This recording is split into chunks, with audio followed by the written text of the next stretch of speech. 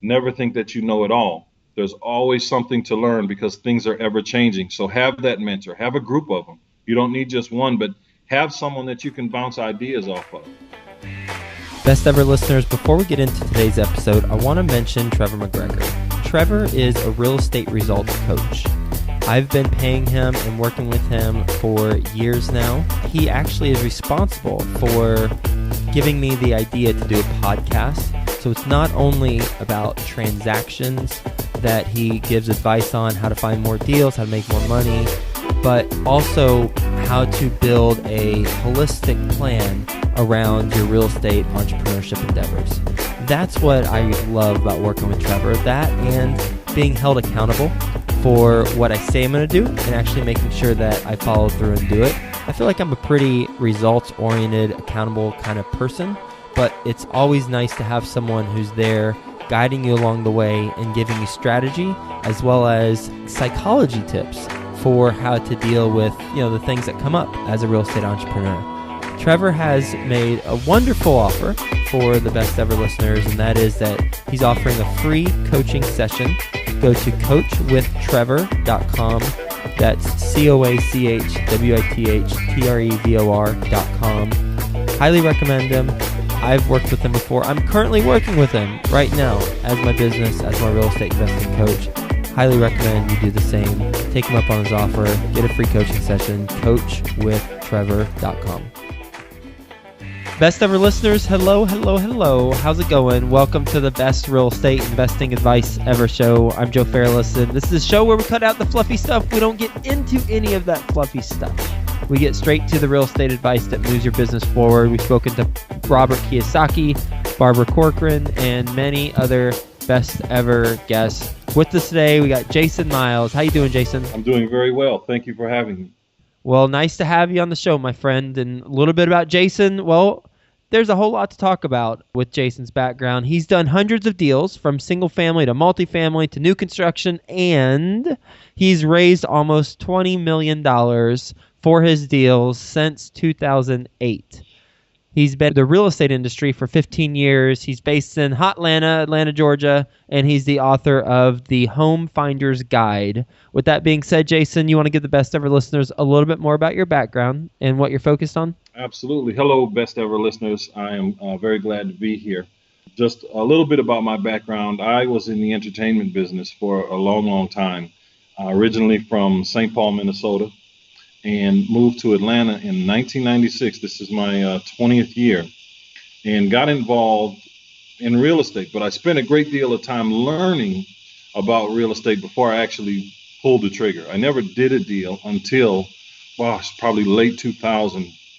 And I was one of those people that was kind of stuck in overanalysis, and I just didn't do anything. But once I did, things really turned around quickly for me.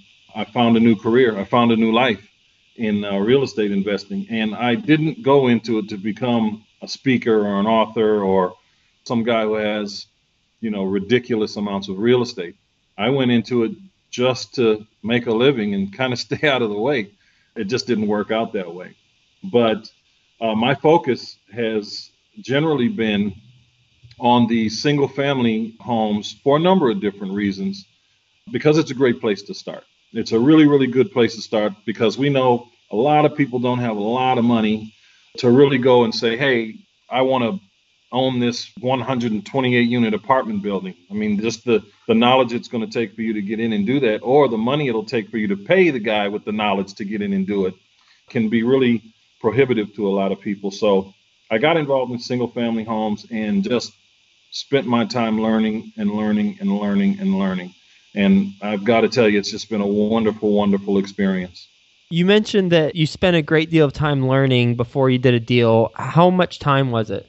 A little over 3 years. I mean, I literally got a degree in real estate. No kidding. I mean, I say that in a funny way, but eventually I actually did get a degree in real estate. And I just didn't pull the trigger. It wasn't a matter of not having the information.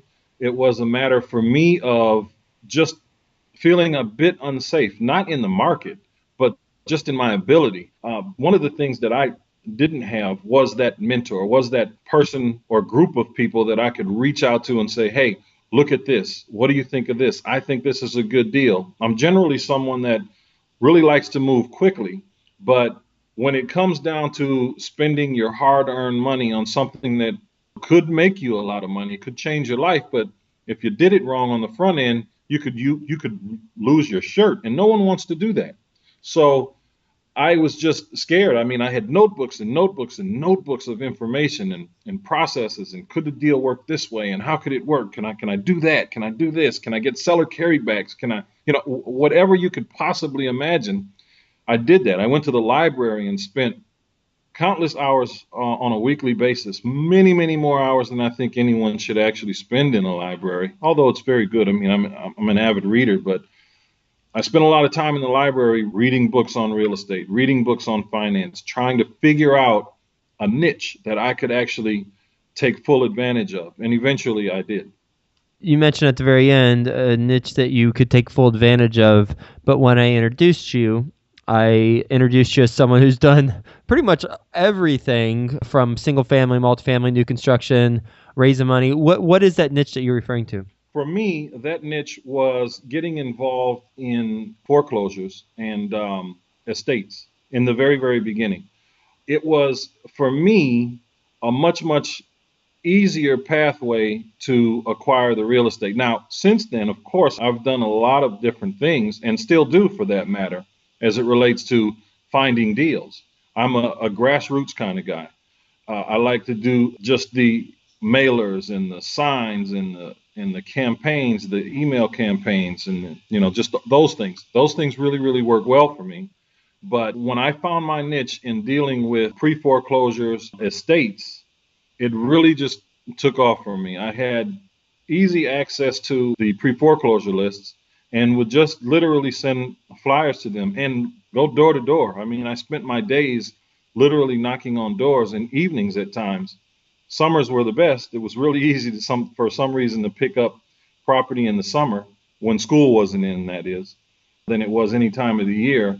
But I probably did about 12%, which is a really, really high closing ratio from my mailers. But that's because I was willing to put in that extra time, go door knocking, put a face to the name, a voice to the words, and just make deals happen. What do you mean by 12% from your mailers? Well, for instance, like right now, my closing percentage is much lower than that. So for every 100 that I mail out, I'll probably get 10 or 11 telephone calls, and I'll close, if I'm lucky, 3 of those. So it would be a 2 to 3% closing ratio right now. Well, because I had the time and the energy and the willingness to learn and experience what it was to be a real estate investor in the very, very beginning, my closing ratio was much higher. So for every 100 that I mailed out, I was closing 12 of those deals, which if I did that today, gosh, I just don't have the energy to do that. What about it? Can you get very tactical in how you're able to have a closure rate of 12% on the mailers that you send out? Because it's not even the ones that respond. You're saying when you mail to 100 addresses, 12% are closing, because usually the response rate from what I've heard is like 2%. That's exactly. So the first question is, how do you get such a high response rate? And then the second is, how tactically were you closing? You said meeting with them face to face, but can you get into the specifics? Absolutely. Well, what I did was basically scrub the list first. So I looked through the list and decided for myself, okay, which of these deals are going to be better suited for the way I want to do things. So what I would do is look for properties that had been purchased at least 7 to 8 years ago, at least.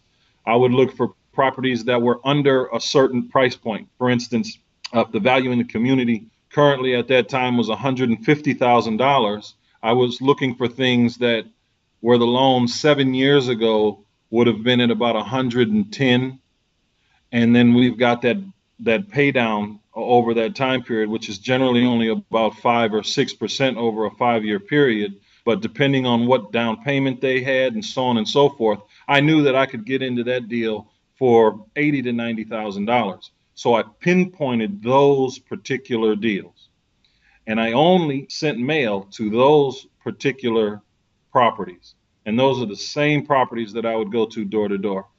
And I would follow up with telephone calls. And I mean, it was just a constant process. So it wasn't for me just getting a list and sending out 10,000 mailers to just every address on the list. I had a very, very specific price point that I was searching for, and a laser beam focus on how I wanted to get those properties closed.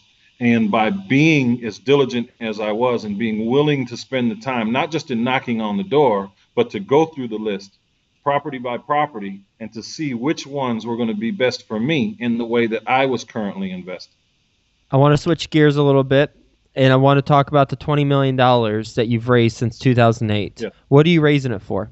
We raise it for a number of different things. We raise it to buy properties, but we'll do multifamily. We're doing stuff all in the region, although we've done multifamily properties all around the country. We've also raised money for our own private lending aspect of it, which is really small in the big scheme of things, but it allows us, based on the way we're acquiring property today, to really kind of have a little bit more oomph with the $5 or $6 million that we're using for that private lending. And by the way, that private lending that we're doing is only on our own properties. So we get a lot of leverage in the way that we use that money. So, we'll do loan takeovers. We're still doing, some aspects of wraparound mortgages so that we can fully take advantage of what that property is and maximize the interest that we're not only paying, but what we're earning on that $5 million. So on the multifamily things that we're doing, we're looking for properties, areas that have at least 10 units or more that we can come in, fix up these communities, buy the properties within this community, 2 or 3 at a time, 30, 40, 50 units at a time, clean it up. I mean, we're in Birmingham, for example, Birmingham, Alabama. We're buying and renovating apartment buildings for about $13,000 a door, and it's giving us an immediate value of about $22,000 a door. Although we're not selling, that really, really gives us a super, super high rate of return. Our net operating expenses are almost nothing because we're paying cash for them outside of our taxes and management expenses, but we're getting cap rates of 23% based on the way that we're raising the money and spending the money, which is virtually unheard of in Atlanta. I mean, if you get 8% on a good property in Atlanta, as in terms of a cap rate, you're doing really, really well. You mentioned we. Who's we? My team. We have a team at this point. It's not just me knocking on doors anymore. So we have myself, a very good friend of mine named Anthony Pabon. We have a gentleman in New York that we work with that looks through a good number of properties for us in terms of making sure that these deals are really, really good. And what I'm good at is talking and finding deals. I'm also good at everything else inside the deal, but you have to value your time and you use your strengths for the betterment of the organization, for your company, for your family, for your team. And you bring in the people that are good at what they do and trust that they're going to be good at what they do, and you work well as a team together. Hopefully you can have a cohesive unit, and we've been able to put that together for ourselves. For the best ever listeners who are wanting to learn how to raise $20 million, what would you tell them as far as pointers? I've been doing the same thing since I read Robert Kiyosaki's book. I've been doing the exact same thing. I started with my children playing the cash flow game many, many years ago. And that turned into their friends coming over and then their parents wanting to come over. And it literally just is a conversation that you're having with people around you. We've been doing them at church. We've been doing the games at libraries, and we do them consistently. And that's how we get people that generally wouldn't invest, at least in the beginning. I mean, we still do it now. Now we have a group of investors, but that's just what I do. So when you're talking to people about what they want, don't be pushy. Don't try to get stuff out of them. I mean, just ask them, if they've ever thought about investing in real estate, and then just listen. Don't talk so much. Just listen. If you just listen to what they have to say, they're going to tell you what their issues are. They're going to tell you They thought about it, but they're scared because of what happened in 2008, or whatever it winds up being, whatever their hurdles are, whatever their points of contention are as it relates to investing in real estate. Just listen to what they have to say. If you know what it is you want to do and you can alleviate some of that pressure, some of that pain that they think they're going to feel or maybe have felt in the past, then great. You have someone who may have some money, but just doesn't have the tolerance to do what you do or doesn't have the knowledge to do what you do. And that's what makes you a great team. And it's just a matter of finding people that have what you don't have and finding a way to work together. How many cash flow games have you hosted in your life? It's been hundreds. It's hundreds. Sometimes we do it a couple times a week when we have the opportunity. We just started a new one for the church that we currently go to. They love it, and it's just fun. And it's all about getting people in the mindset of investing. But it's been hundreds over the past 13 years, 14 years. It's literally been hundreds. I have never stopped doing it. My oldest son, I love him to death. He is now a financial analyst here in Atlanta, and I look back at it, and you can't help but to feel such pride and joy because these financial principles that he's learned and has now developed and is sharing with other people started right in our kitchen. When you speak to a potential investor after you have a relationship with them and they don't invest in your deal, why don't they invest? A lot of times it's a little bit of fear. Sometimes it's more often than not, it's just uncertainty. So it's a matter of them just watching and listening and paying attention. And I try to keep them in the loop as much as I can. A lot of times we'll have people that have the ability to invest, the desire to invest, but just like me when I started out, they just couldn't pull the trigger. They're just not ready to pull the trigger for one reason or another. And because of that, I make sure that I stay with them and I give them that mentorship that I didn't get in the beginning so that when they are ready, I'll be there, even if it's not with me. Specifically, how do you keep them in the loop? Specifically, we keep in communication with them. We let them know what opportunities we have. We always are letting them know if they'd like to hear more about it or see more about it, that they can do that.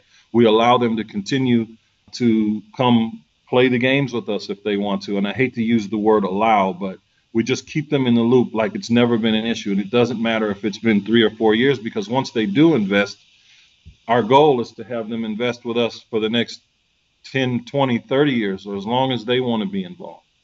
What, other than the cash flow game, you mentioned, sharing with them, details as they want. Do you send out a weekly or monthly newsletter? Do you have a podcast? I mean, I know you wrote a book, but right. Is there a systematic way of keeping in touch with them on it, or is it just the cash flow game and whenever you think to email them about info? Absolutely. We have different levels of that. It really depends on where I'm meeting them. So we have the people that come through our various forms of marketing. They'll come through an ad on whatever social media site, or they will have visited one of the websites that we have.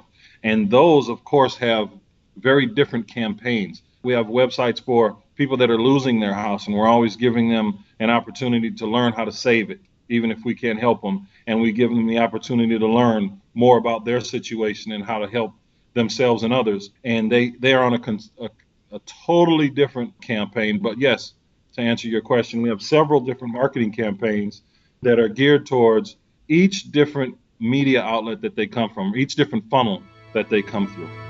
What's your best real estate investing advice ever? My best real estate investing advice ever, for all you best ever listeners, is to make sure that you have a mentor. Make sure that you are learning from someone that's doing it. Never think that you know it all. There's always something to learn because things are ever changing. So have that mentor, have a group of them. You don't need just one, but have someone that you can bounce ideas off of. Have someone that you can reach out to and that you trust and that you know is having the success that you're working towards. You ready for the best ever lightning round? I'm ready for it. I've never been more ready. I've been looking forward to this lightning round. Did you lose sleep last night thinking of the lightning I round? absolutely did. I got to tell you, I was up till about 2 o'clock, and because I'm thinking about certain things, and I was excited about it. Well, then we got to get into it. First, a quick word from our best ever partners. One challenge you might be coming across in your real estate endeavors is finding the funding for your deals. And if so, then there's a creative funding workshop in Nashville, Tennessee, March 4th and 5th, hosted by not one, but two previous best ever guests, Sharon Vornholt and Bill Walston.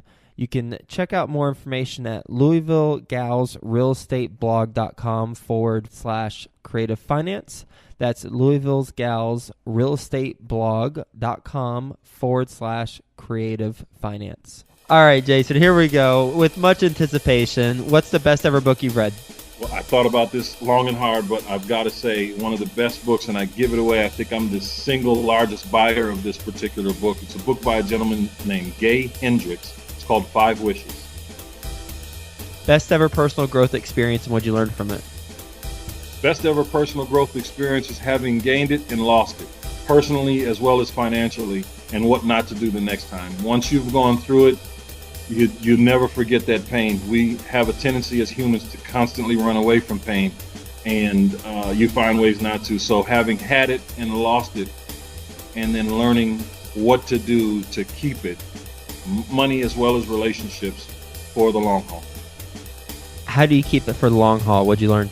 I just learned about being honest with myself more than anything. I mean, we all think that we're being honest with ourselves, but more often than not, we have these expectations in our mind that more often than not go unsaid, but we think we're saying them, but we're not really saying them. And it really boils down to that expectation, that level of expectation and honesty. By not using your words, by not verbalizing what it is you expect of people and being realistic about your expectations is really unfair to a lot of people. So you have to be honest with yourself and look at things for what they are and not what you want them to be. And by doing that, you can have a lot of personal success and a personal growth in life outside of the money. And that is absolutely priceless. Am I interpreting that correctly in that you weren't honest with yourself with the situation and it snowballed to a point of no return? Absolutely. Okay, got it. So you were looking at it through rose-colored glasses, but that wasn't the reality of the situation. And then it was too late, and then you had to Control-Alt-Delete and restart. Absolutely. Okay, I'm with you. Best ever deal you've done? The best ever deal I've done, and I've kind of battled it, I've got to say it was the first one, simply because it took so long to actually pull the trigger. But once I pulled the trigger, the floodgates were open, and then there's been dozens and dozens of deals at that point that I would have considered at a certain point to be my very best deal ever. But it truly has to be my first deal, not because of the money, just simply because it took so long for me to actually do it. Best ever way you like to give back? I love to give back to children and parents. Again, the cash flow game. It's not just in that, but that's one example of it. It's a family environment. It's not just for the grown-ups.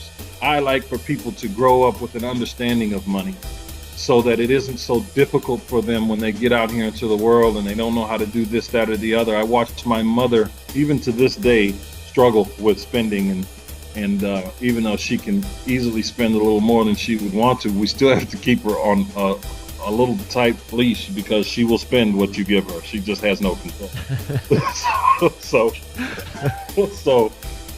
I like to make sure that we're giving to children and parents. I like to make sure that the foundation is solid. It's much more than the free dinners on whatever holiday and the clothes and the book bags and the things of that nature. It's more so for me about the education, things that cannot be taken away, things that they can utilize over and over and over and over again for the rest of their lives. What's the biggest mistake you've made in real estate?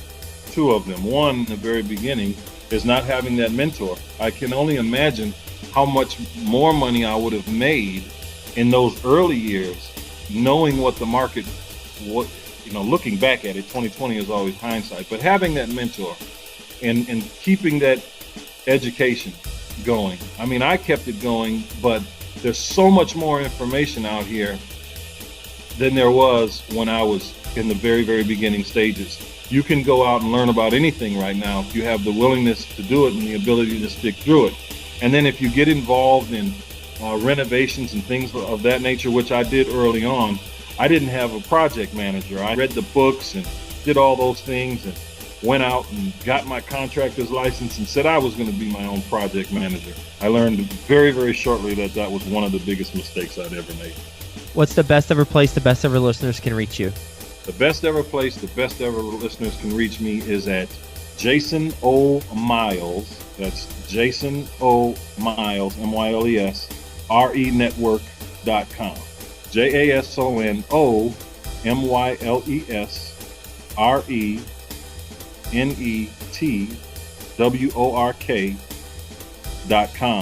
and my email is the exact same thing. It just is Jason at the Jason O. Miles, renetwork.com. Well, Jason, this has been an awesome conversation. I took a lot of notes, but two things I took away from this. One is being laser focused on what your strategy is. You were getting a tremendously high close rate because you were laser focused on your list. You weren't just sending out like 10,000 mailers. You're very focused on who you're sending it out to based on predetermined criteria, and then going to visit those houses too. I haven't really heard of too many people do that. Yep. And then secondly, raising money. You've raised over 20 million since 2008. And you've done it through building relationships with the cash flow game, which is just a simple way to start the conversation and to build relationships with people in person. And like you said, you've done it over 100 times, hundreds of them, and that's been a scalable thing for you and your colleagues. So thank you so much for being on the show, sharing your advice with the best ever listeners, and we'll talk to you soon. Thank you so much for having me, and it was great to meet all of the best ever listeners. Did you achieve all your real estate goals in 2015? Well, if you did, congratulations. Fist bump to you. If you didn't, then go to coachwithtrevor.com. Trevor McGregor is my business coach, my real estate coach. He's also been a guest on the show, episode 320. He is offering a free coaching session for the best ever listeners. Just go to coachwithtrevor.com and it'll help you to achieve your real estate goals in 2016.